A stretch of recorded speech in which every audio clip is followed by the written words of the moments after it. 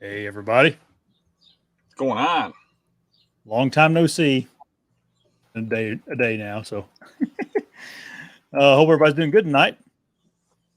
How's Dan doing? I'm alive. Good. Good. Is it hot up there right now, or is it cooling off? It wasn't bad today. It actually felt like a storm was going to blow, but it never did. Mm-hmm. It was hot here today, but we were supposed to get a pop up storm too, and we didn't, which is seems like par for the course this summer. Um, Other than the last few weeks, but there for a while it was pretty dry. Did you hear anything? Any updates on the barn? I've gotten like several messages of people wanting updates on it. It's their favorite portion of our show Oh, right now. about a month ago, the guy working on the barn said he'd have his end of things completely done in 2 weeks. Yeah. So a month ago, he told me that, and I'm still waiting to hear back. Okay. So no updates, everybody. Yeah, I don't even think I want to get it done this year because now, Right. when he leaves, I mean, all I got to do, got to get a couple small things out of him, and he's done. But once he gets those done, I don't have enough time anymore to get insulated, get the walls up, get the deer heads in, Yeah. get everything organized. So it's going to be 2 years for this 2 month project. Yeah. Yeah. When I it don't gets know. done, though, we're going to have a big party. Invite Yeah. everybody on here. They can all come. Throw darts at that contractor's I'll just picture. get them all. Oh yeah, we can do that. Or AR bullets or something.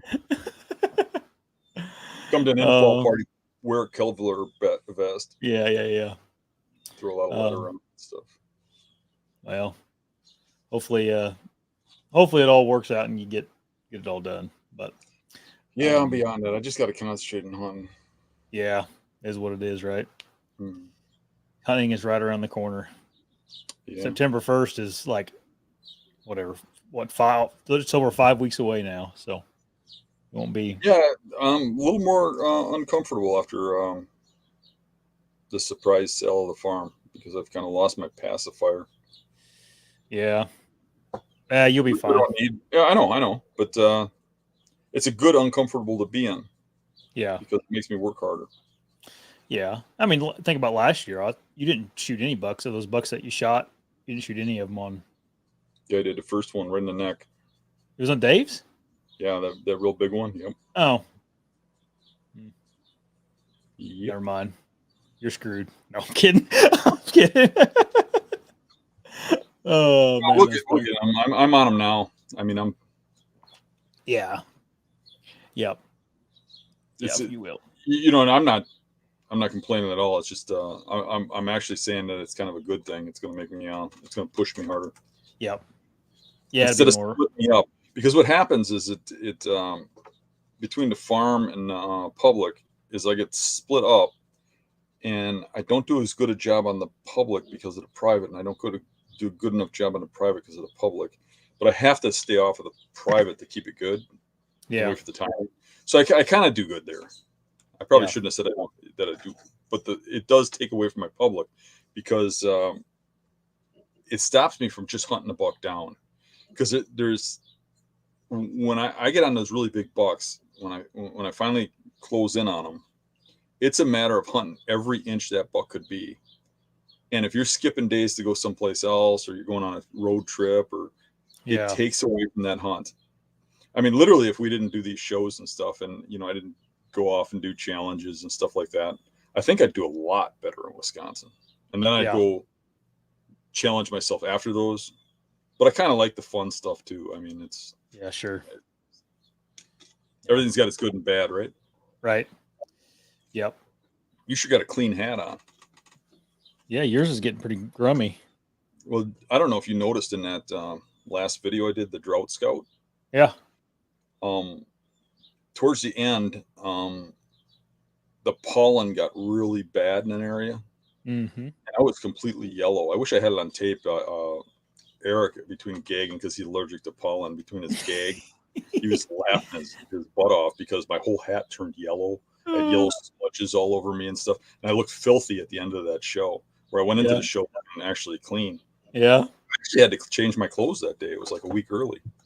Jeez. Yeah. It was just covered in this stuff. but it was in my skin and everything. I was just completely yellow.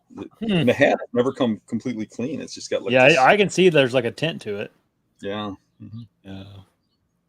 Oh well, you know the guy that owns the place. Yeah. Get you another one. He's a cheap bastard. He'll be trying to hard to talk about you want to talk about some of these? We got a couple of news articles, and I put them in the description of the video. What we got? So you guys, I think Dan and Dave sent me both of these. Let me put them up on my screen here. Here we go. Coming from the Meat Eater News Desk. Poacher's license suspended 35 years after hunting buddy turns him in. I wouldn't say it's a buddy, but an acquaintance turned him in. If you guys are into like news stuff, hunting related stuff, this Cal's Weekend Review they do. I think they do it once a week. Hence the name Weekend Review. But they do a really good job of like breaking down all the important stuff going on in the news of hunting or interesting stuff, I guess. But anyway, just a shout out to Cal's Weekend Review. I didn't read it, Dan, to be honest with you. I was trying to filter through it while we were. I kind of filtered through it myself. Yeah. But I thought it was kind of there was a wow factor for me in a couple of places. Mm-hmm. Number one, I thought he was just your general redneck poacher. Yeah. You know, like the neighbor guy. You know, you run into guys like this all the time. Just shoots a few extra deer. The neighbor woman likes deer meat, so he fills her tag for her so he can get another buck. Yeah. And the most outrageous thing he did was he shot a deer and it was smaller than he wanted or something, so he hit it.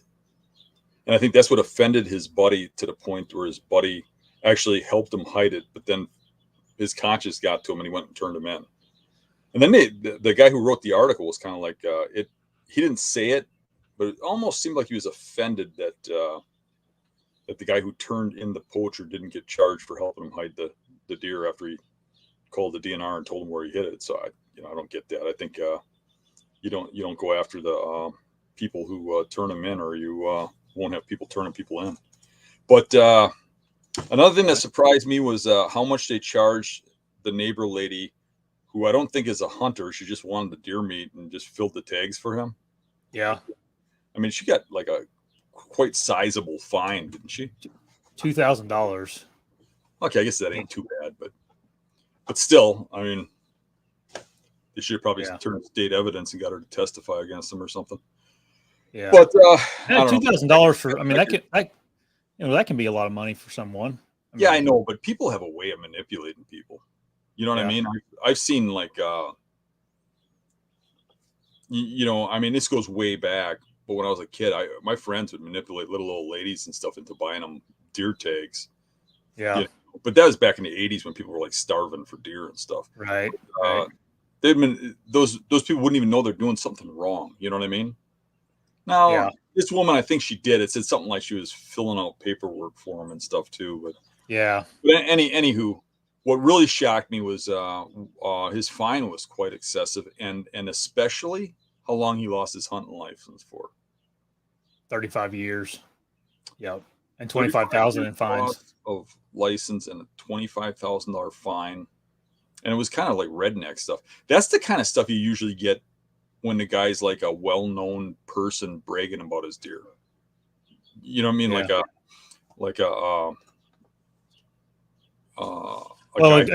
A guy who owns a certain tree stand company who hunts over bait illegally. It's caught a tree stand at night.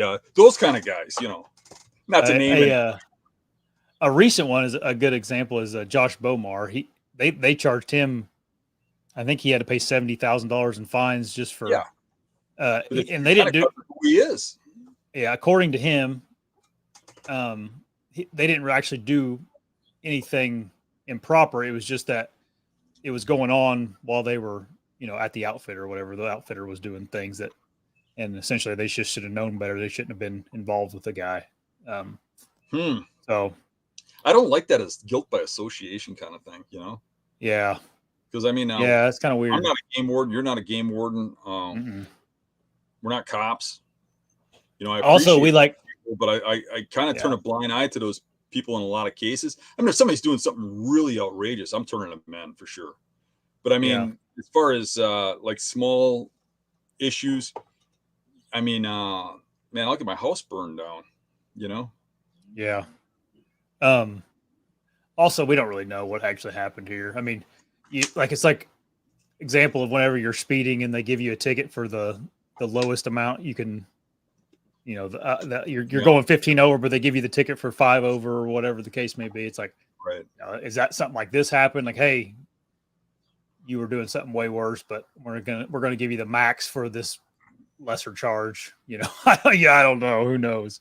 Right There's a before lot we of came on this, I was watching a YouTube show on that was following cops around. They were like drive-alongs and filming hmm the interactions, and they had two interactions with young kids that had they were high, driving around with pot in their vehicles.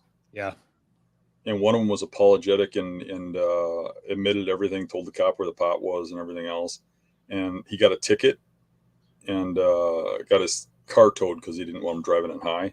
right, And the other one, I mean, told the cop he's going to sue him, and he had a fit, and was resisting everything, and you can't touch my car. Wouldn't tell him what his name was and stuff. And that guy, for the same crime, he got a lot more. yeah, I mean, right, you don't know how somebody acted to the, yeah, right, I mean, that guy ended up in jail. yeah, For the same crime. And I guess a lot of that has to do with your actions and how you are as a person, to those hmm people doing their job. yep, yep, and that may be why they give that wiggle room to the uh, for the crimes. It depends on how you handle yourself. Right. Uh, then there was another one that you wanted to talk about that it's kind of crazy, and in my mind, this is worse than shooting a deer of any kind. But Oh, yeah. This should um, get the death penalty. They should take the guy who did this and they should put him in a little tiny cage and pour gas on him and light him up.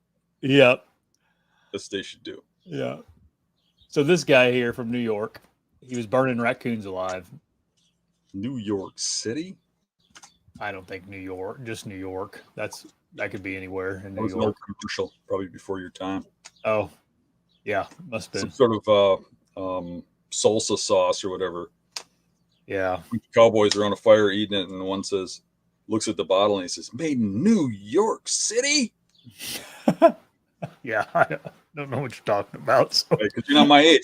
I bet you there's people watching that know what I'm talking about. Oh, probably so. Probably so. Few old But yeah, that's insane. Anyways, they found him, and he also had what they're calling an assault weapon in the news. Actually, That the was assault weapon illegal in might New be what York. gets them the charges because, unfortunately, cruelty to animals is not that big of a punishment. Yeah, But having anything bigger than a BB gun in New York will probably land you in prison. yeah, yeah. So he had an Um, assault rifle or something. that's what it says, assault weapon. Um, So he's got a gun, but he has to torture the raccoon. You can't, yeah, just put a bullet in it or something if he wants to kill it. right. I'd say something's wrong with this guy. Yeah, I mean, you got to stop something like that because if a guy's doing that to animals, there's something wrong in his head and you don't know what he'd do to people. Right. I mean, Yep. you should be taking joy into and making something suffer like that. Yeah, it's weird. It's weird. Anyway, those were two articles that we caught our eye this week, and shout out to Ryan Callahan for bringing them to our attention. But shout out to Dave for sharing it with us. Dave, I guess Greenhorn Dave showed them to us, I think, didn't he, Dan? Yeah. Oh. Hey, and I lost it. The comments move, but Chip, he saw the commercial. See, he remembers that commercial.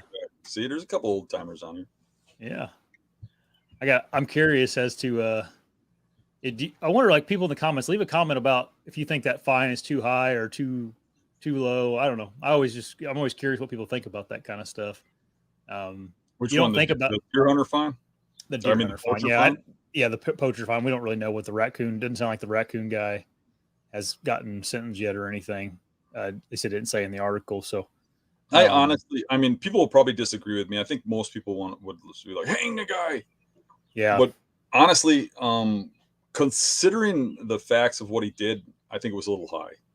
I think he should have got like, like $3,000 or $4,000 and lose your license for 5 years. And I think it would do the same amount of punishment as what they're doing with this money.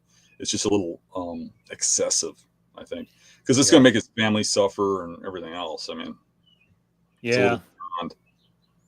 I mean, think about if you got into trouble with something and you get that kind of fine.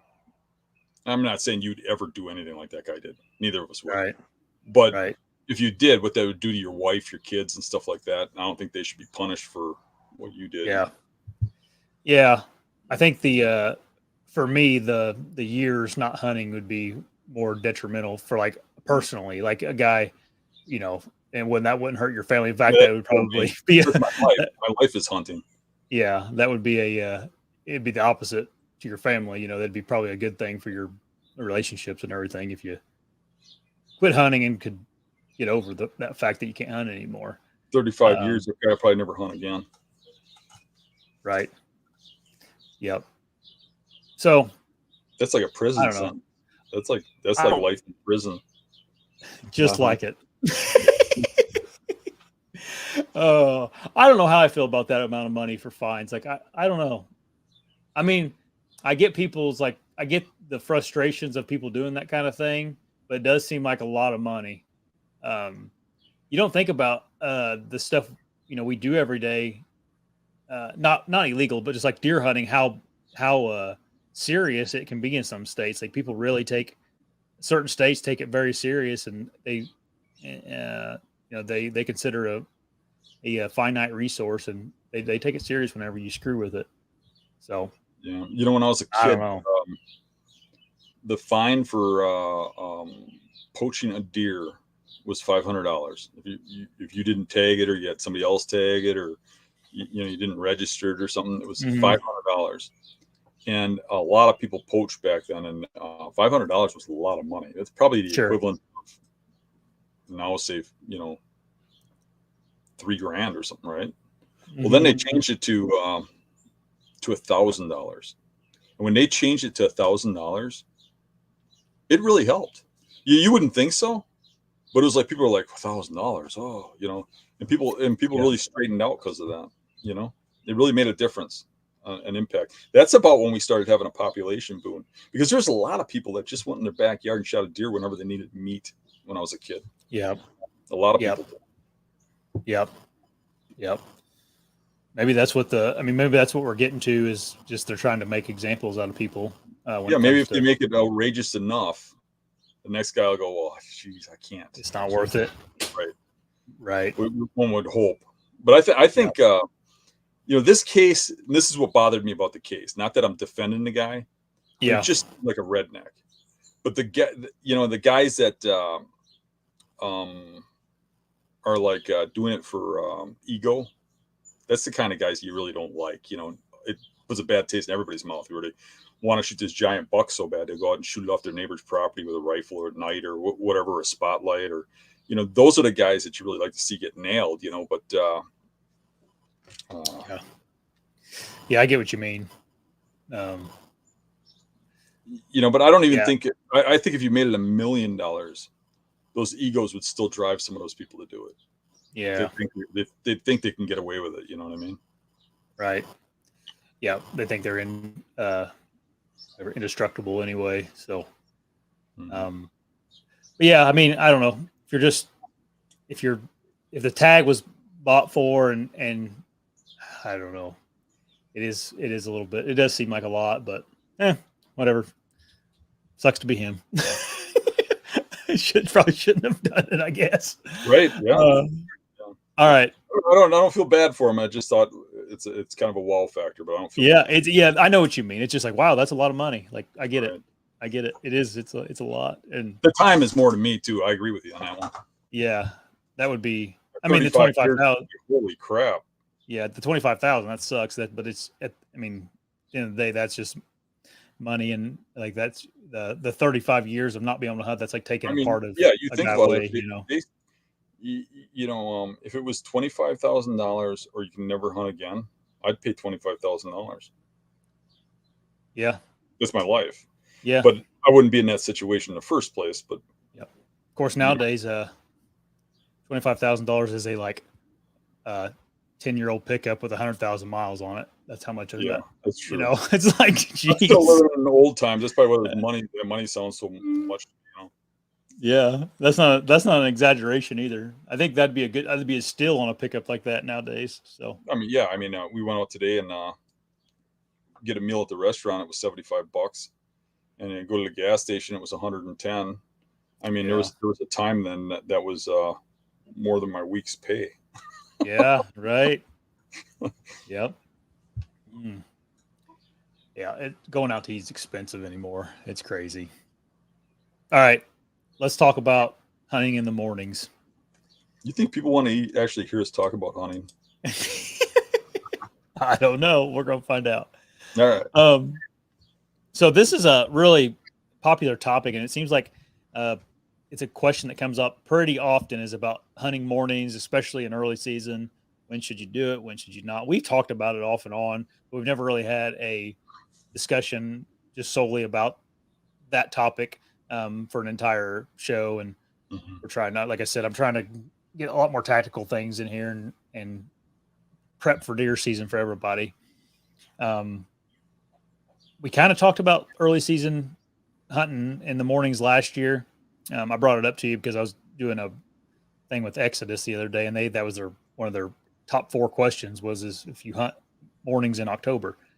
And you said essentially, Dan, that you don't, and especially that half the month. Well, yeah, that's why I told Chad. I said I hunt it. Once late October comes, I'm definitely can hunt in the mornings. But we were talking about early season. You kind of said, yeah, I really don't want to go and mess up a good spot in the morning. You said you might go in the morning if it's kind of a spot that may get lucky, but it's not a spot that I'm thinking I can kill something. Can't get away with in the evening. Yeah. Can't let those deer have a free ride. Right. They'll just live there forever. I guess I don't know how long we'll talk about this topic. We may just answer quite a few questions tonight, but in your mind, how would you, if someone came to you with the scenario, what would that scenario have to be for you to tell them, okay, I think you should go sit there in the morning and it's September 20th? There's a couple scenarios that would do it. I think probably the best one for September 20th would be he's relatively sure he knows where a buck's bedding, a mature buck. Mm-hmm. And we got a storm that came in, a wicked storm in the evening and went on into the night, like 10, 11, 12 o'clock at night. And it was going to be a calm morning. Those wicked storms, those bucks will stay hunkered down. And when they end, those bucks will get a late start and they'll get back late. And I've seen that on many occasions. The day after a storm is a good day. That's basically what I was doing when I got my biggest morning buck. Yeah. The storm hadn't quite ended yet, but it was about to. And I was in there and I did have that buck coming back, but it had stormed all night. So he was up in the rain. But I have hunted many times in the mornings after a storm and had a lot of success, not necessarily killing deer, but seeing mature bucks where normally I'm not seeing them in the mornings on those days right after a storm. The other scenario would be that the guy gives me no other options. Yeah, I work every evening. I can't hunt. So I'm just going to sit here and do nothing. Well, then go hunt. Give it a try. Yeah. What do you got to lose? I mean, you can't kill them sitting on your couch. Sitting in the morning is better than not sitting at all in the morning, right? Yeah. It's just a matter of don't ruin your good spots. Because if you got good evening spots, what happens is those deer will go into those mature bucks will go into a bedding area and bed an hour, 2 hours, 3 hours before daylight. And they come out, though, in the evenings. They're just sitting in there all day. They'll get up and move every here and there within the bedding area and feed on like twigs or whatever. Like say you had a cracker or two around your bed. You're starving when you get up, right? So they're hungry, right? They want to get up and they want to eat and they want to get about their business. And they're sitting there half awake waiting. almost always big bucks will come out of those bedding areas in daylight. They will only get so far, but they will make a move. They'll get up, they'll start moving around, they'll start slowly coming out, and then they'll get out to that 50 to 100 yards range. And what my trick to killing these bucks that are nocturnal like that has been to, I call that a safe zone. So they got an area that they'll move in daylight, right, in the evening, that they consider safe because from their bed they can monitor everything that goes on in that circle. I want to get right to the edge of that circle where I can shoot them in it. That's what I want to do. So I'm as close as I can possibly be to that bed without him seeing, hearing, or smelling me, right? Any of his senses. And in the evenings, if he's there, most likely I'll get a chance to kill him. More often than not, I'll kill that target buck if he's bedded there, if I know that bedding area well. But when I go in the mornings, more often than not, I get there in the dark and hear him crash out of the bedding area, and then he doesn't come back, and now I got to go relocate him, and I've just ruined my whole setup. So that's why I don't do that. But what I do is I'll go over and I'll hunt some remote spot that you cannot get to in the evening because of the tangle. The only tree you can hunt out of where you could kill them is too close to the bedding to do an evening hunt, and you can't hunt off the ground. The stuff's too thick. The only thing you could do is hunt in the morning. I'll go give that a shot. But those people who are saying, well, Dan doesn't know what he's talking about. You got to remember, I've been doing this my whole life, and I didn't start out not hunting mornings. Yeah. I started out hunting every single morning, every single evening, and hunting that way for a long time. And I found that there's certain time periods and stuff when you can kill them in the mornings and certain time frames when you can't. Not necessarily can't, but your odds go way down, and then you start wrecking areas. Just think about when you go in there in the morning in the dark. Now, we've all been there. You go out and hunt in the morning, right? And have you ever noticed how quiet it is? Oh, yeah. I go out and I get set up, and I can hear every hunter for 3 miles around me. Tell you what, in the evening, I can't. All the birds, the noise, the wind noise, it gets dead calm in the morning a lot. And you can't hear people for forever. And those deer could hear them too. I can guarantee you, with my hearing as bad as it is, if I can hear a guy setting up a mile from me, a deer can probably hear that from 2 miles. Yeah. And he'll pinpoint it to right exactly in the spot. Yeah. Even when they don't bed down before daylight, what I find is they come back to the area and they're hanging somewhere near that bedding, and they're going to hear you come in there. Right. And then another thing they do is when they come back to bedding in the morning that they do different in the evening, is they're a little leery of that bedding. I mean, they leave scent in there and stuff, and they know predators and stuff know that that's their bedding area. They circle to the downwind side, and then they go straight into the wind to that bed, and they smell the whole area. So if you're sitting near that bed, he's going to wind you. So you kind of got to get the, instead of being like right over the bed, you got to be back far enough where you can shoot him before he gets downwind of you. But you kind of got to know where he's going to come from, right? And it's going to be dependent on the exact wind of the day. Like when you go to a bedding area and you look at the trails coming in and out of the bedding area, the trails coming in and out are not really coming in and out. They're coming out. Yeah. People think they're coming in and out. The trails going in, those bucks will go in a way that the wind's to their favor. So they're not necessarily on a trail. They're coming in with the wind and nose. And I'm saying this because I've watched it happen over and over again. Now, there's a lot of scenarios where they are forced to use trails, like in cattails and stuff like that. And then you can kind of say, well, okay, they're going to be on the downwind trail. And then that's a good morning setup because you can kind of pin him to the trail where the wind's blowing a certain direction, right? If you know the wind directions well and where the trees are before you go out there. Yeah. And what you're kind of, I think what you're describing there is like the term people use is like J hooking into their bed, right? That's when they're trying to circle around and. Mm-hmm. and get into their bed with their We, nose. we call it J hooking, but it can be just a straight line too. I mean, Right. they're going to come in from downwind, and I have seen them on occasion not actually J hook, but walk past downwind Mhm. and then come in from a different route. You know what I mean?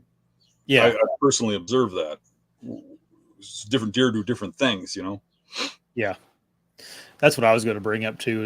You talked about it already, but just how in the mornings you always have light and variable winds, which is not good for deer smelling you, you know. Mm-hmm. And then when you're just walking into a setup, you just feel like your footsteps are echoing through the woods, Yeah. almost unavoidably.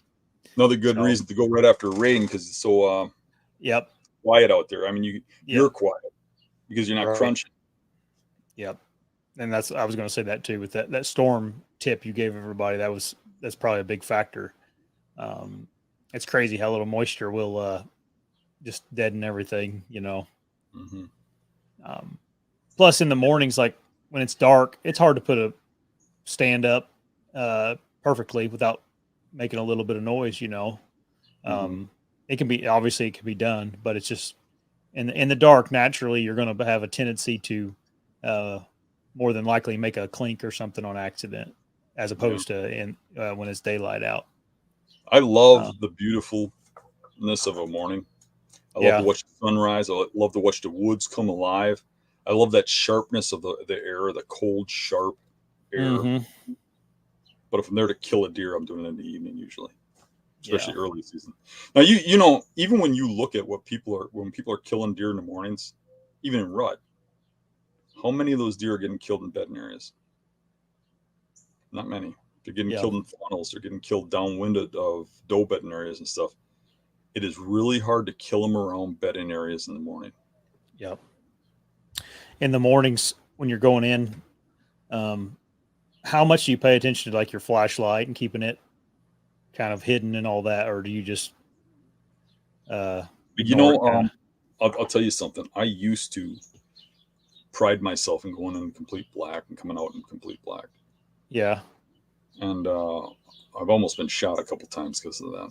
yeah, So now I carry a light. I don't necessarily flash it all over the place and stuff. I kind of shine it at the ground.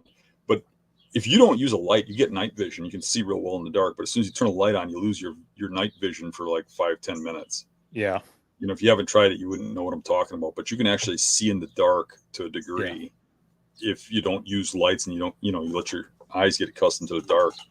But I just don't want to be the lucky guy who walks under the guy from that we are just talking about earlier with all the the fine. raccoon guy. No, the guy before the raccoon Oh, guy. The guy with 25 years, he can't hunt no more. I don't want to yeah, walk with him with yeah. with no light on. Little So happy trigger finger. right. So I use a light. I try to flash it towards the ground, Yeah, or just have a dull light on my hat or something. But I I really changed my mind about lights a little bit because after having that guy draw a bow on me in the dark, yeah, I started using a light a lot. And there was a couple times when I walked up on deer, and they didn't even care. You walk right yeah, past, you hit them with a light, and you're like, "Holy crap!" I mean, one time I walked up to this really nice 8-pointer. I mean, it just stood there, yeah, 10 yards from me. You'd never do that in daylight, but it didn't have no concern over that flashlight at all. hmm. Maybe that flashlight even helped me that he couldn't physically see me through the light. Maybe he was blinding Right. him. Confused him or something. Yeah, But yeah, I haven't seen deer actually spook from light very much personally.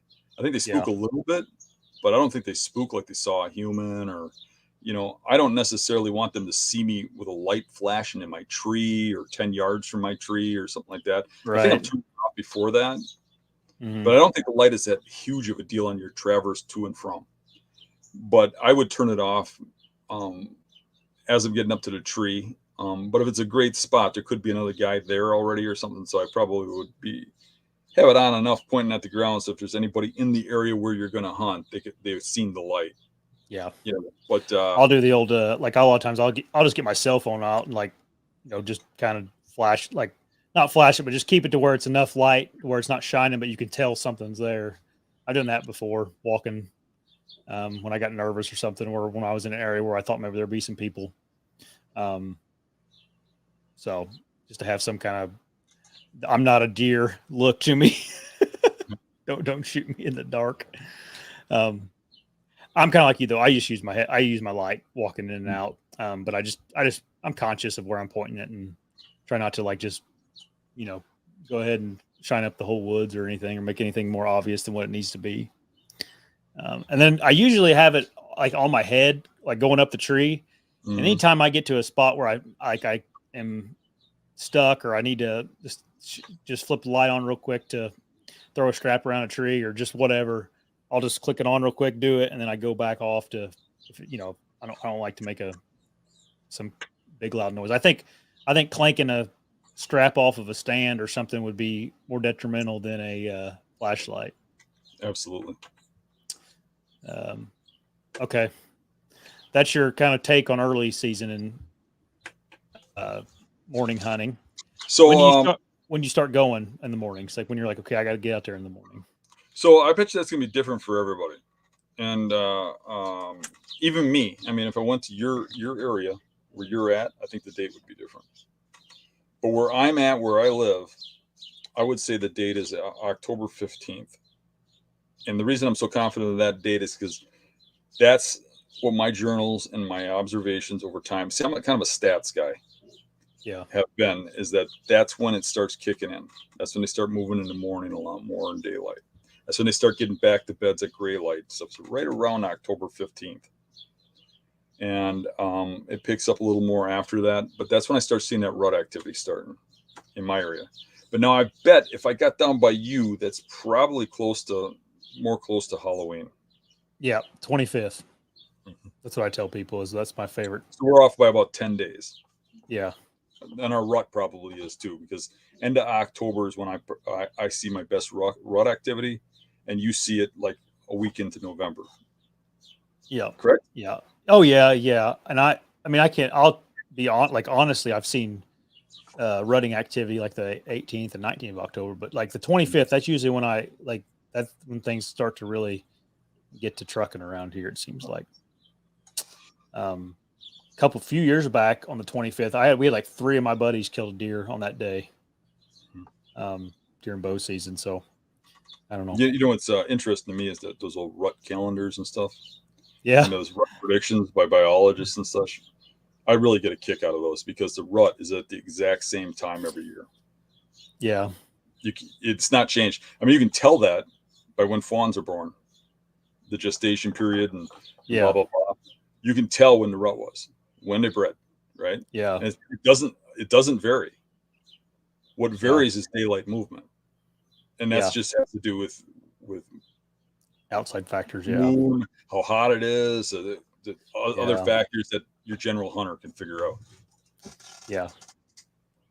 I'm sure they sold a bunch of them. Yeah, I'm sure. So and during the rut, like what kind of areas you like to go hunt in the mornings, or is it anything different than what we've already talked about? Yeah. I would say in the early morning, I like to hit the buck beds, and if I can, I want to find rut beds. But I don't think they actually use those rut beds as much in the mornings.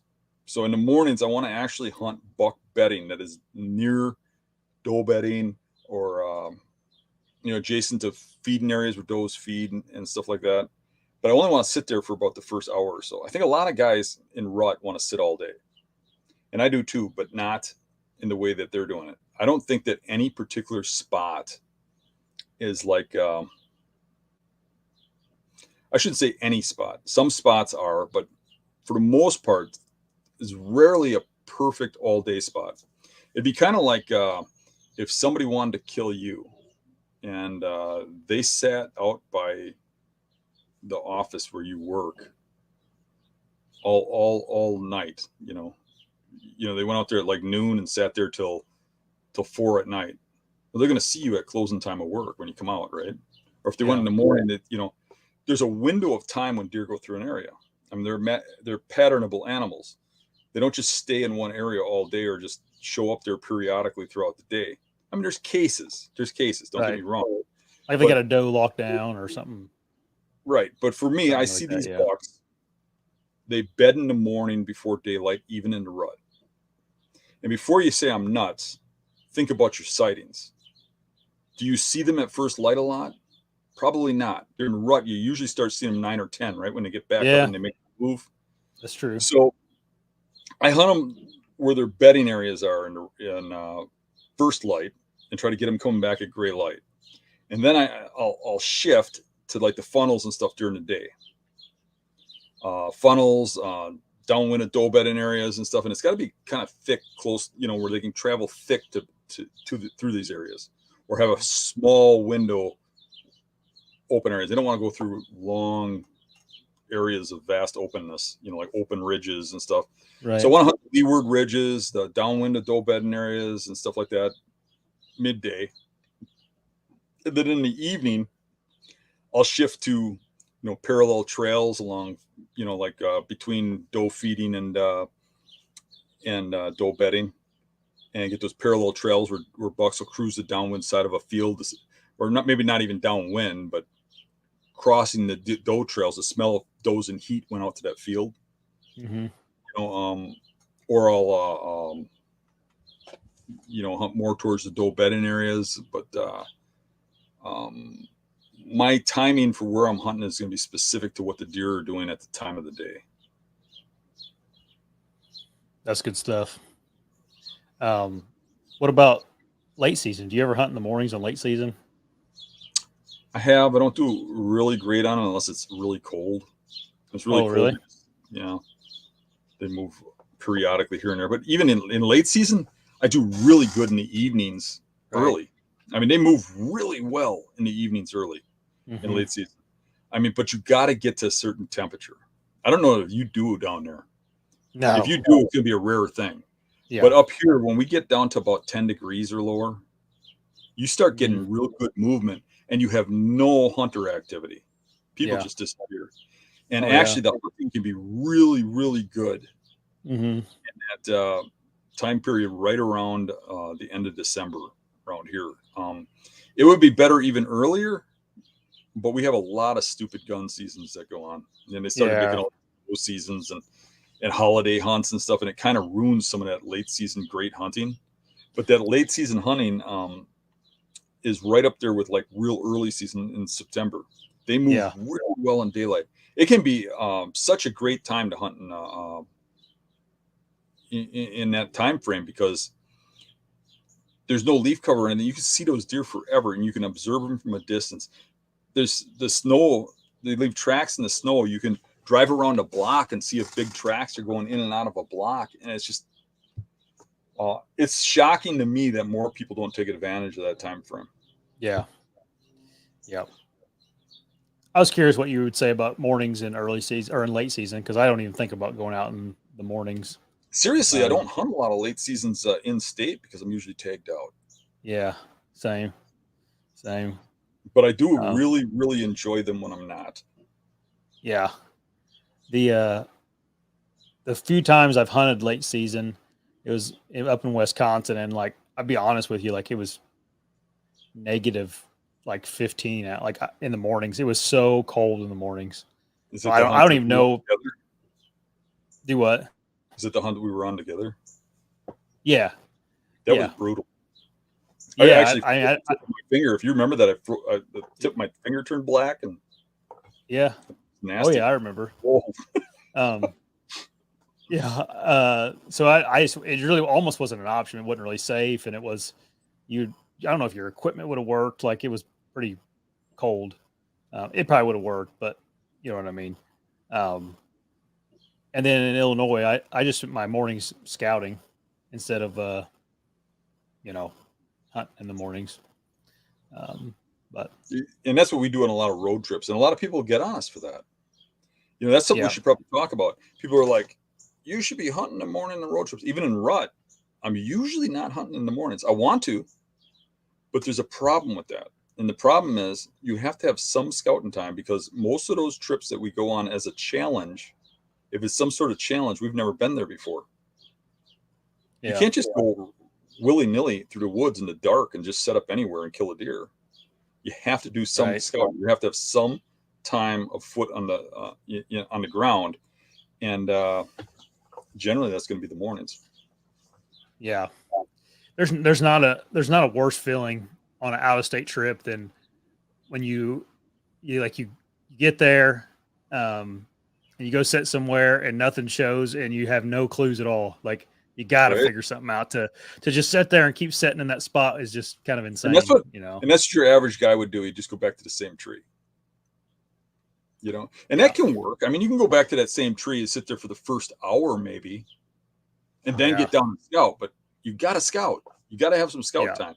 And generally, I figured it out a long time ago that you can almost calculate it on paper. The amount of scouting versus the amount of success is it's really a formula. You know what I mean? It's the more time you put feet on the ground, the more opportunities you get because of that scouting. So I want to be walking as much as possible, but you do have to spend tree time to kill them. Yep. Anything else we want to talk about in the mornings, or you want to answer some questions now? You got any more notes down? No. I don't think so either. I think we covered everything. All right. We'll answer some questions, everybody. If you got a question, just put a question mark in the front of your question, like Zeke Outdoors has one right up top there. You guys can see that for an example. Dane Hale, thanks for joining the membership. And Down Jersey Hunter, thanks for joining too, man. I hope you guys enjoy it. Let's see here. Zeke wants to know, out of both of your bucks, if you could only have one, which one would it be? If I could only have one out of both of our bucks, I want your 12-pointer. I think you mean both of us answer the question. Oh. Yeah. Oh, okay. You may go first. Yeah, you go first. Mine would be my first one. That's the one that I haven't seemed to get out of my mind, and like that's the one I can tell you the most details about. And my dad was with me, and that's the one that got me hooked. Mm-hmm. So it's not even close to my biggest, but it's the one that's, I guess, has the most space in my mind, seems to be. So Zeke, you're on your way to that moment. Yeah, that's a hard question, because there's probably 5 or 6 only one bucks that I'd like to name. So for me, it wouldn't be my first buck, but that is a very good answer, because I do feel very special about my first buck. Yeah. And especially my first bull buck. But the very first giant I ever shot with a shotgun was a really large buck that I had hunted for years and kind of taught me how to hunt. I often refer to it as my mentor. Mm-hmm. It'd probably be that buck if I had to say one. But it's really even hard to imagine that question. I don't know what you think about that, Josh, but if you took all my bucks away except for that one, I don't even know if I'd be a hunter. I mean, that's my lifetime. Yeah, you know what right. I mean? It'd probably change my whole personality, who I am, and what I, Mm-hmm. what I do. It'd be weird, wouldn't it? Yeah, it would. Yeah. It's hard to answer. It's kind of like asking a guy if you were a female, if you transgendered into a transgender, how would you feel about that? Would you shave? It's like, what? I can't imagine myself in that position. Right. So it's a difficult question. Yeah. All right. Tim asks, Dan, how close are you to Lake Geneva, and how do I register for a workshop? Lake Geneva, I think that's south of me. I don't know. Maybe somebody else on here could answer. There's a lot of people on here that know where I live. I'm not sure exactly where Lake Geneva is. I think it's south of me. I don't think it's that far. But to register for a workshop, all you have to do is email me like sometime after Christmas is when I start setting those up. Josh can put my email down in his comments if he wants. But just email me before January kicks in, and even if I don't answer you immediately, I do a search in my emails for people that have been questioned about it, Yeah. and I will send you an email about it. But I also post the dates on the forum. Yep. So if you haven't been to one, they're a great time. They really are. Yeah, it's pretty fun. Well worth it. I've never really had anybody complain. I think I had one guy complain out of all these years, and that guy was just a nut. And I gave him his money back. There you go. All right, Nicholas asks or says, "Let's talk bear hunting." You gotta get that past Josh. I don't know if he wants to talk to him. We have a plan. In a couple weeks, we're going to have some bear hunting material here. It's hard for me because I've never been on a bear hunt, so it's like Dan's going to have. I keep trying to get you on one this year. You're like, I know. I like to go deer hunting. Gotta get you bear hunting. Once you do it once, you won't think of it the same. Because when you look at bear hunting from the outside, you think of it as like rabbit hunting or pheasant hunting or something like that. But if you ever went on a real bear hunt where you're not sitting there where a guide puts you in a tree over a pile of donuts and you're actually going out and physically being part of it, it's kind of addicting. Yeah. Oh, I bet. You're actually hunting for a mature bear and kind of like we hunt for mature deer and stuff. I mean, it's a whole different kind of thing, but it is kind of fun to play games with your heads. They're a lot more intelligent than a deer, which makes it kind of a little funner. Yeah. Yep. I have no ill will against bear hunting. Like, I want to do it. I just, I'm not in a very good spot to do it, Mike says, Josh, if you end up going to Tennessee, will you scout beforehand or scout with staying on back? So a little bit of both. I'll definitely be scouting with staying on the back, but I got some buddies that live down there that'll help me out too if we need it. Patrick that went down to Illinois with me. He lives in around the Memphis, Tennessee area. So if I go, it'll be down there with him, and he's just like us. I'm sure he has a bunch of areas and whatnot, but it'll just be that hunt's it's just a weekend hunt, so it's not, you don't got a lot of time at all. Let's see here, more questions, but I'm looking forward to it. Not really looking forward to the probably the muggy hot weather, but it'll all be fine. Okay. David asks, if you had limited time to hunt in Southern Michigan public with season opening October 1st, when would you focus your hunt days? It would be nice if Michigan opened September, like Wisconsin. Limited time. Right off the bat. Yeah. Earlier the better. I've killed a lot of big bucks first week of October. Yep. First few days are pretty important. Yeah, I think the first week's good, and I think the third week's good. I think the second week there's a pretty good lull in October. Yeah. But it starts to pick back up the third week. I think if a guy only has like a week's vacation, like, it's not a bad idea to take a couple days, that first couple days of season, and hunt, and then take a long weekend during the rut. That 14-pointer on the water hole that was shot October 1st. The 10-pointer I shot in the original Marsh Bucks video, that was shot October 5th. I got a lot of bucks in early October. Yep. Oh, Riley won the ASIO Gear giveaway. He asked, have you ever posted on social media that you're looking for private land to hunt? Any luck with getting access to private this way? I'll tell you what I would do. I would not post that on like your social media that you usually go on, because that is full of hunters. So hunters are not going to give you their spots. If I was going to look for private land around my house, I would go and I would find pages for like community chats where people in your community go.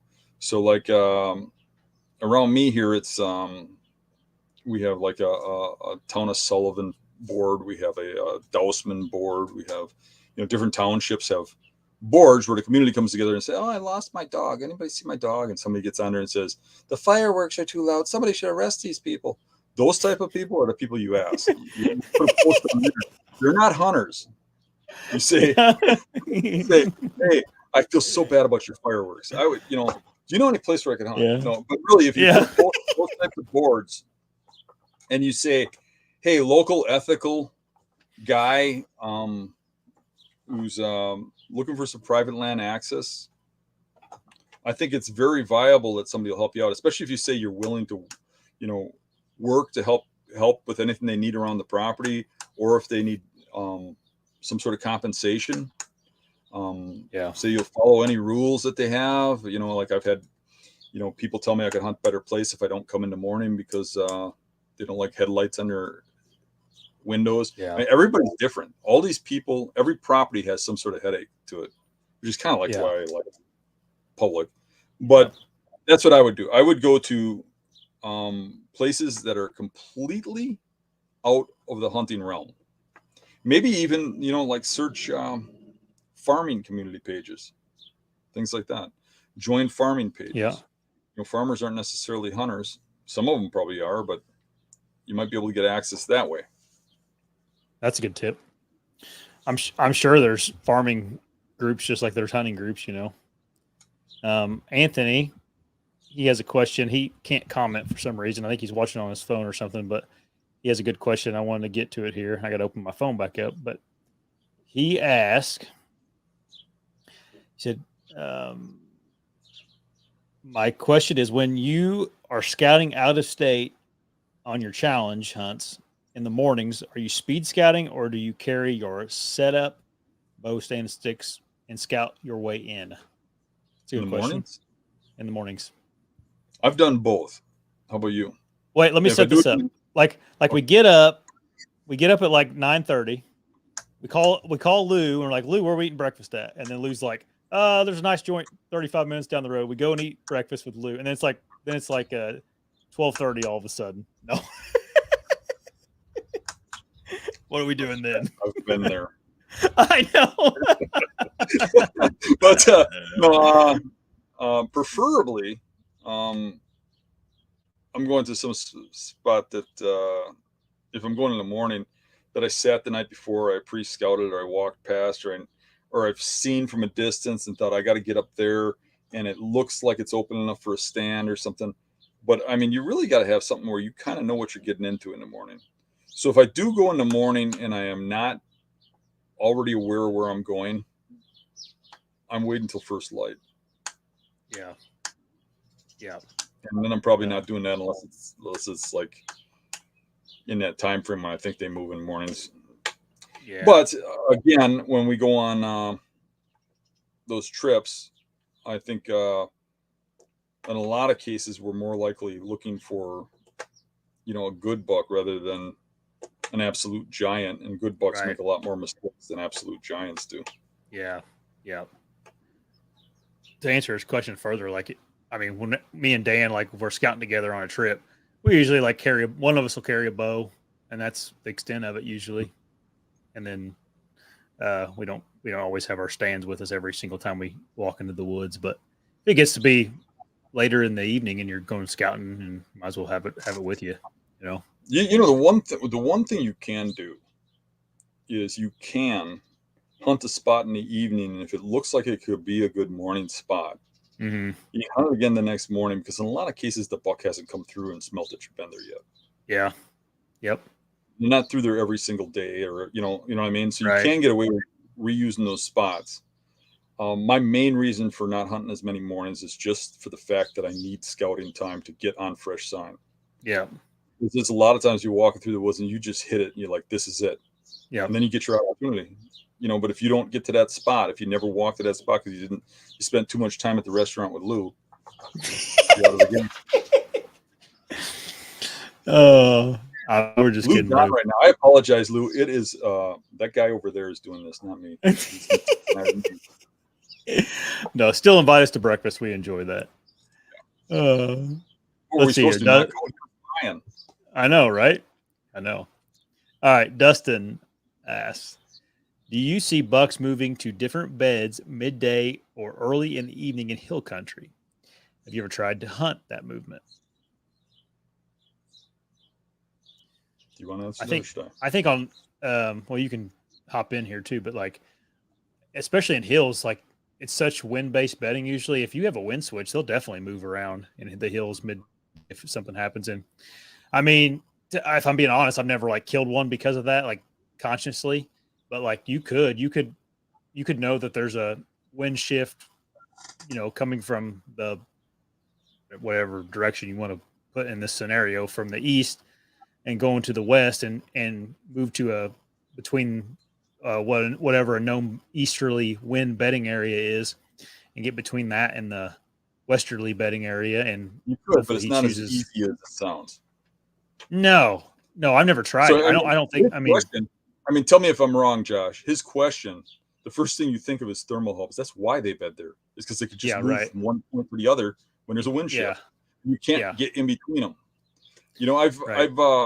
if you watched the Hill Country bedding DVD we put out, we talk about wind shifts. We cover all that, and I Mhm. actually show some of the wind shifts that are like they move 10 feet, to another bed. Yeah, You see where they go to one side of the point to the next. And I've seen it in snow where you look at where they got up and moved and they actually shift around quite a bit.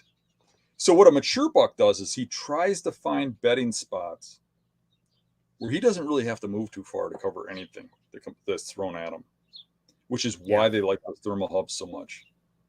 yeah, It is really hard to get them to move long distances on wind shifts.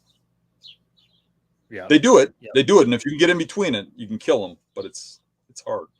yeah. I've never had it happen or found the scenario where it would work. Justin Tanner asks, "Have you ever hunted Fairbanks?" I have not. I don't know exactly where you're talking, but I've never hunted anything The Fairbanks was called. in Alaska. There is a Fairbanks, Alaska, but I haven't hunted there either. I haven't hunted there because I don't know what it is or where it is. Rick, he says, "What do you make of an area that comes late October and you find scrapes every 30 yards and most of them won't be hit again?" So he's talking about like some areas where it's just you seeing scrapes all over the place, and then they're gone. No other deer comes and hits them. And to me, Rick, it's probably a young buck that's just aggravated and making a bunch of scrapes. Yeah, There's it like, could be any. Doe could yeah, have came through the heat and got them all worked up and yeah, in and out. I mean, it comes down to the old scenario again that just about everything revolves around bedding. That's where you get your daylight movement. yeah, Things that happen with them scrapes and stuff, that can be in the middle of the night. You can find areas that are tore up yeah, with rubs and scrapes, and it's happening at midnight. They can do you no good if yeah, you can't hunt at midnight. yeah. I mean, how many times, Dan, have you been walking down an access trail and there's like just little bitty scrapes all down through it from a bucket at night, just hitting it? Well, It even happens a big lot. bucks at a point. I mean, the Rome Yeah, Legend buck was living across the street and coming across the road to my side of the road during the night, and he would make scrapes up and down. I mean, he'd come right through the main parking lot and go right up this logging road, and he'd make scrapes every 50 feet under these big trees as he's coming in there for the does. And then he'd rub some trees, and you'd see those big tracks and stuff. And there was literally guys hunting right next to the parking lot and stuff, and he ain't crossing that road in daylight. yeah, You know, but I mean, bucks get worked up. They do things like that. They can come and go. They move a lot during that phase time. I mean, they can be in a spot for a few days and then move. It's like I always say, like you go out of town for a weekend hunt or something, or you stop hunting for 3 days, and you come back, and it's a whole different game because you kind of lose track of where the deer are. Because otherwise, you're shifting with them. yep. MT has a good question. He says, if you already have a buck inventory, why worry about summer scouting if the bedding will change by the opener October 1st? Well, that is a good question. If you already know which bucks you're hunting, and you already know where you're hunting, yeah, I'd be scouting someplace else to find more bucks to hunt. Yep.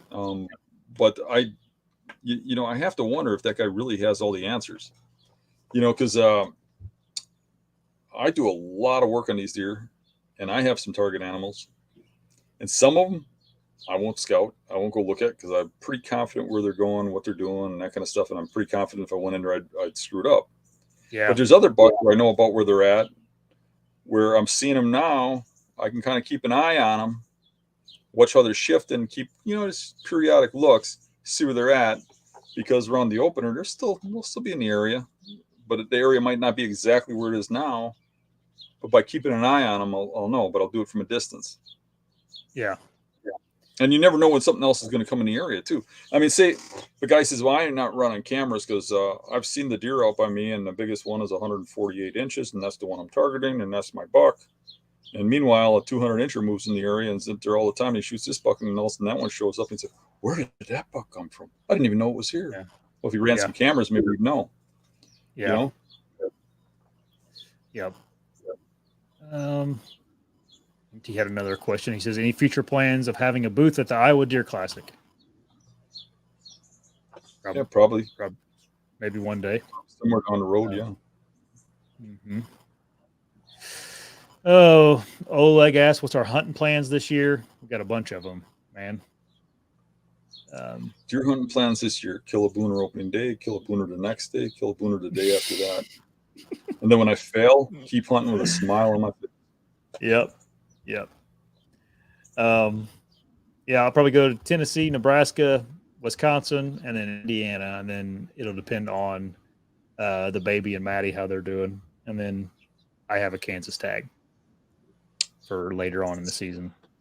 So I'm going to do Wisconsin and Iowa, and I want to do something early season too before we start. So I would like to do an early September hunt. There's Kentucky or Nebraska, or I don't know. I'll have to look into what else there is available. Yeah, there's a few of them. Not a lot, but a few. If you could work any shift you wanted, what would you pick? That's one we have never gotten asked. If I could work, I got the perfect answer for this. If I could work, because I don't. I wanted. Yeah, it would be none. That's the one I want to work. None. Absolutely none. My uncle used to have a shift where he worked midnight to noon. That'd be a pretty good one for a deer hunter. That's about what I work. Yeah. Because literally what I do is I run my department kind of thing. Yeah. So I pick my own hours. So my hours are, 2 or 3 in the morning to, 1 or 2 in the afternoon. So I get out in time to go hunting because I like my evening hunts. Yeah. So my uncle I know I don't work Fridays either. Right. Oh yeah, I forgot you do work only 4 days a week. During hunting seasons, Mondays are overrated too. So a lot of times I don't come in on Mondays. And then if I come in late, that's a problem because I always got to make that up by leaving early. All right, let's do a few more here. Chris asks, "Josh, could you and Dan do a quick chat about a buck's staging areas? How far from bedding do they tend to be? What's key things do you look for in those areas?" Buck staging areas, Dan. I'm going to go on record with saying buck staging areas are overrated. Okay. When I refer to staging, what staging used to be, the original term of staging, which was like in the 80s and stuff, and guys would use it as right before a field, deer would sit before the field before walking out. And we've kind of changed that into our term for it. But when a deer comes out of bedding, they don't want to run willy-nilly out into fields in broad daylight. So there's going to be a point that they get to in daylight. Now, if you've watched the videos of some of my kills around bedding areas, you see that those deer just come out and kind of walk past. It's not like they stop and feed or stop and start rubbing their antlers on everything. They'll do that, but it's a pretty steady pace just out. It's not like they got an area they hang out. There's not like the boys club or a bar or something that they go to and just hang there for a while. They kind of go from point A to point B. They're going from their bedding to their food, but they're only going to get this short distance in daylight. So staging to me is probably that window of about, somewhere in the range of 100 yards from the bed where darkness meets their travel route. Yeah. Where the window starts to close for an opportunity to kill them. There you go. And how do you recognize that? It's hard to recognize. Some cases it's impossible by eye. But the way I've done it over my entire career that's worked for me is if I am as absolutely close as I can be to that bedding area without being seen, heard, smelled, or sensed in any way, I'm in the right spot. Mm-hmm. Because a lot of times when I kill these deer, I watch them get out. Well, I don't actually watch them get out of bed, but you know where they're bedding. You hear them get out of the bed. You see them come in a few steps out of their bed. You're watching them. And that might be anywhere from an hour before dark to 15 minutes before dark. But most of the time, by the time they're going past me, it's almost closing time. Yep. At the time you shoot them. And I'm 75 yards from their beds. Right. That's what I consider staging, that window there. So it kind of gets into what we were talking about briefly before. I look at it as like they got an imaginary circle around their bed I call the safe zone. In that bedding area, they believe anything that happens, this is in my head, obviously. I'm not speaking for the deer. I don't know any personally that'll talk to me. They all hate me. None of them really speak to me. But within that circle, they believe that they can hear, see, or smell anything that comes in there. They feel safe. They can get up and move around in there and walk around or whatever. But when they get to that edge, they're feeling a little like, this creeped me out. So where that edge of that circle is, wherever they hit that edge coming out, that's what I consider the safe zone. A little spot. They hit that. I mean, staging area. Yeah. Right. So that's where I want to be, just on the other side of that line where they can't sense me. Mm-hmm. Just on the other side of that line. And that's what's worked for me. Yep. I think that's a good description of a staging area, or what I think the definition should be, at least. All right. Sage Robertson. He says, I have used a cheap solar sidewalk light placed near my stand to help locate it in the dark. Is that a good or a bad idea? I think it's a bad idea. I've seen you, Sage. I don't know if it was you, Sage, but when I was in Ohio, people were freaking doing that, and that drove me nuts. Because like in the mornings, I'd be walking in, and I'd be like, "Oh man, there's a guy there," And then I walked around this one, walked around it, and he wasn't far from where I wanted to sit. And then I set up, and it got light, and I'm like, it disappeared. I'm like, there's nobody there. And come to find out, someone just stuck one of them sidewalk lights there. As another hunter, it's annoying because I feel like maybe your intention is just to mark your spot so you can see it. But as other hunter, to me, I was under the impression they were trying to keep people away from that area. And that's not, you shouldn't do that. So for me, when I look at that, I'm going to get beyond Josh's. Josh has got a good reason there. I like it. But let's say it's private land or nobody else has access or nobody's going to find it. You're going in there, you're putting your scent in there, putting this light there, number one. So I mean, maybe you do it when you're scouting in spring. I don't know if they last that long or whatever. I don't know much about these lights. Yeah. And then you're hoping it's still there in the evening. But if it's any time around when you're going to hunt, within a month or 2, 3 months, you're pretty much letting that deer know you're coming. Now, number 2, if you put a camera in the spot you're hunting, I can't tell you how many times I have those deer staring at that camera coming in. The first picture is that deer looking at the camera like this, and then you don't see it again. You try to hide the cameras up in a tree so they don't spot them. You think they're not going to spot a light sitting on the ground? Yeah. They're going to notice it. They're going to notice it, and they're not going to like it. You got to remember, now you get that light in your yard. Deer will walk up and feed right next to it during the night. And you think, they ain't scared of that. That doesn't bother them. But there's a difference. You're putting it in their bedroom. You're telling them I'm coming after you. You're putting it in the area that is sacred to that deer.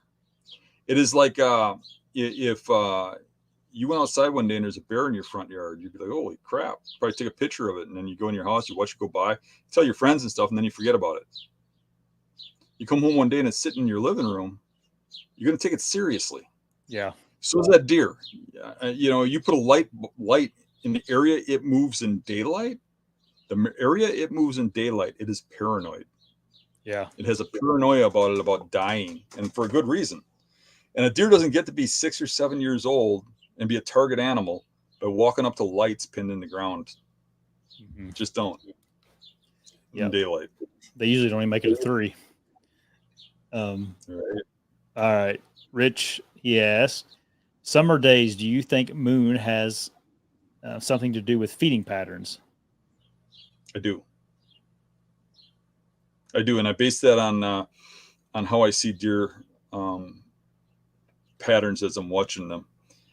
You can kind of see the shifting of activity and timing wise with the moon phases and stuff. Anybody that's on here that lives in an area where you can shine, we can shine here, at least during the summer, has to notice that some nights you can go out and you'll see 3 deer, or all the deer will be bedded. And some nights you'll go out or times you'll go out and there'll be deer everywhere. And what I've noticed is there's a shift, like say at 6 o'clock in the afternoon, I'm seeing deer in daylight, really good. Holy crap, this is nice. About a week it's 7 o'clock, and about a week it's 8 o'clock, and then I'm not seeing any at 6 anymore. Then it's 9 o'clock or 10 o'clock. Maybe it's a 2-hour shift or something in a week, but you see this shift in timing. You know what I'm saying? And it seems to follow a pattern of the moon, but not necessarily. Weather seems to affect it, all kinds of things that seem to affect it, but it seems to have more of an effect on these deer during the summer than it does during the fall. I think they become kind of a different animal when they get hard antlered. It's kind of like they change a lot. Oh yeah.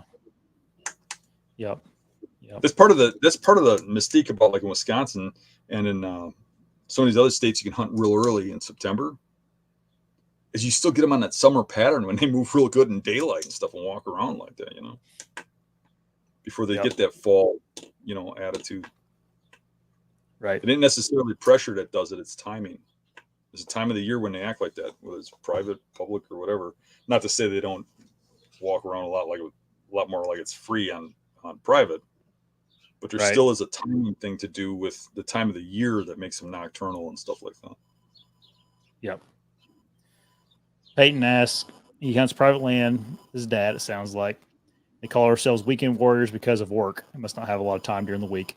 He said, time is short to hunt. Should I push for as many hunts or cut hunts in half for only nights in early season? So I think, especially if he only has weekends, should he hunt mornings and evenings? Is what he's probably asking, right? Yeah, during early season. I think during early season and you're on private land and you're on a small property, I think I would not hunt the mornings, honestly. Either that or I would take up public land hunting in the mornings. I think the damage you're doing in the morning is going to affect your evening hunts, and it's going to affect your kill ratio. Now, that said, that's what I would do. It's not necessarily what you would do, because everybody hunts for different reasons. If you're there to hunt with your dad and just have fun, maybe you want to hunt wolves. But if you're there to kill a big buck, if that's your sole goal, I would give up the mornings in the early season. Yeah. Lou has a question specifically for Dan. How do I find a buck bedded on a military crest with a northwest wind on a northeast-southwest trending ridge with finger ridge going southeast, and where do I set up for dropping thermals? You want me to send you coordinates? I think he's trolling you. I think he's got a little bit too much of the coffee today. And you popped a tab on. I don't know what's going on over there. He's thinking too much about it, which that's crazy to think of. Oh, I'll send you the coordinates later, Lou. Anthony asked if we're going to have sticks at the expo. Yep, we will. We'll have sticks and stands at the expo. Sorry if I didn't get to everybody's questions. A few of them we kind of already asked, or we already answered kind of recently. Let's see here. Getting to the bottom here. Cody, maybe we'll stop on this one. He asked, "What buck taught you the most valuable lesson you remember to this day, and what did you learn from the experience? And did you get that buck?" Yeah. I mean, geez, I learned a lot of them over the years. Yeah, I know. It's usually like small ones here and there. But just off the top of my head, the one that just pops in immediately. There's probably a better one, but we don't have all day for me to sit here and think, right? So yeah, when I got the 15 pointer that I crawled up on and shot in its bed with the shotgun on my back, I waited 2 years for that opportunity. I watched that deer. I stalked that deer. I wanted to kill that deer in the worst way. I hunted it for 2 years. And what I finally did was when we had a wind shift and that buck didn't leave its bedding, I used some cattails that were in the way where he couldn't smell me because of the wind changing. And I snuck up on my hands and knees to them cattails with the gun strapped to my back. And then I got the gun off my back. I had it bungeed around me. And I jumped up to my knees, and the buck was bedded 20 yards from me underneath this log right where he was supposed to be. And his eyes got big, and he looked at me, and I shot him in his bed. And I remember what dawned on me is if I would have had the balls to do it, I could have done that with a bow during the bow season. I got within 20 yards. yeah, But I just didn't have the confidence in me.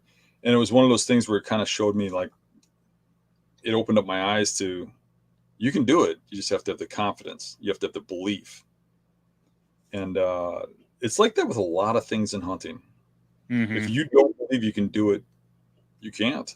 The reason guys like myself are really successful is because I always believe in myself. I believe it.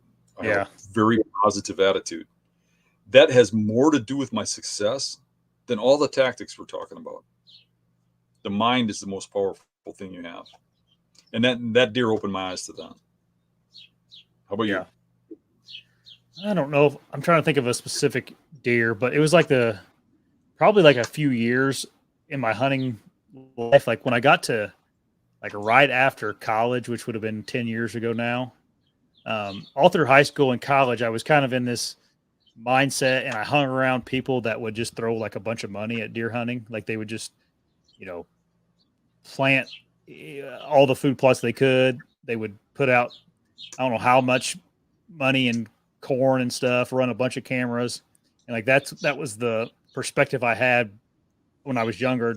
I had to do that to kill big deer, And then like right after high school, obviously, or college, there's no way I could have hunted like that, And I started killing deer like when I found Dan and the Hunting Beast, around that time frame too. And that kind of time frame is whenever I killed deer all through high school and college. Like I killed deer using these kind of tactics, but I don't know if I wasn't smart enough back then to put it all together or whatever. But, I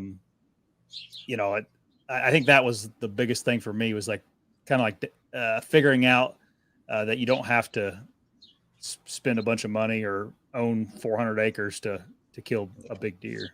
So there's two ways to kill really big deer consistently. Yeah. One was with a lot of work, and one's with a lot of money. Yeah, but both work. Yep. And a lot of us, that's the only option, So let's end it with that one. Thanks everybody for getting on. Sorry if I didn't get to all your questions tonight. Thanks, Dane and Down Jersey Hunters, for joining the membership, and we'll talk to you guys later. Bye. Thanks, guys.